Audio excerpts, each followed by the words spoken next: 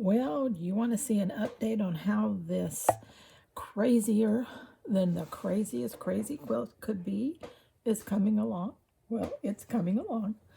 And, excuse me, I'm getting my different pieces in. I am adding, excuse me, little pieces of interest like this little piece here. I have this cute little thing here that I'm not sure exactly where I'm going to put it, but it's going to find a home on here somewhere. A little piece like this, just to add a little bit of interest here and there. Different pieces like that, different kinds of fabric and textures. Okay, a lot of this is just pinned on, especially on this right side. I've been kind of working over here, trying to add my beads and my sequins as I go, because it's harder as the more bulk you build up to work inside when you're not in a frame of any kind. This piece here is just auditioning, but I'm thinking that I might like that there, but I'm not going to put that in my way right now. Otherwise, everything is pretty much in place where it's going to go here. Now, I don't have a lot of my connecting trims on.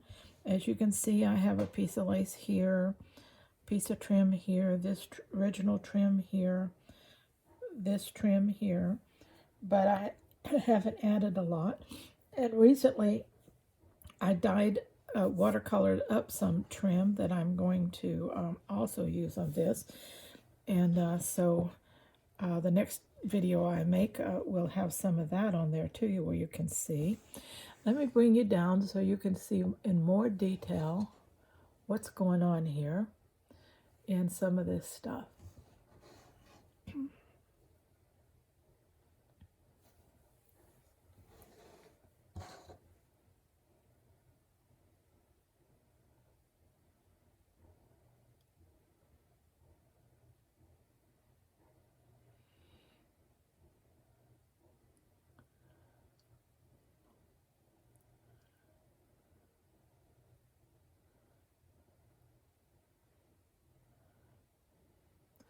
A lot of these are pieces that I've made, and a lot of them are clusters that I've made, or little slow stitch pieces that I've made just and put in a drawer to use for something else.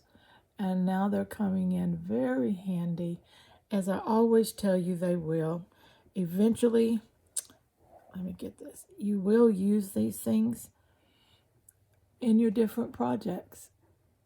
So when you don't know what to make, just make something and put it in a drawer. And pretty soon it'll call to you. Oh, use me, use me. And there you'll have it. Okay. Closer look at what's going on. Get these sequins out of my way here. I keep pushing them around. There you go. All right, let me bring you back up. So you get a good look at how I'm progressing on my craziest crazy quilt ever. And since this is a wall hanging, it's in a manageable size for me. And also, it doesn't take so much elements because it is a wall hanging. So if you're limited in your trims and your fancy fabrics and your pretty little clusters and things, we'll make a smaller piece like I'm doing, and then make a wall hanging out of it, or a pillow top out of it, or something like that. You'll still have your beautiful creation around you to make you feel wonderful. It doesn't have to be a quilt just because it's called a crazy quilt. It's called a crazy quilt because it's done in that style. And it will have a backing, and it does have worked on batting, and it will have a binding. So it is a small little art quilt done in the craziest crazy quilt style ever. All right. So just wanted to bring you up to date on that and show you what is going on here on my desk. What else is going to happen here, we don't know, but we'll just go with the flow, right? Okay, till next time, let's all stay super duper extraordinarily scrap happy.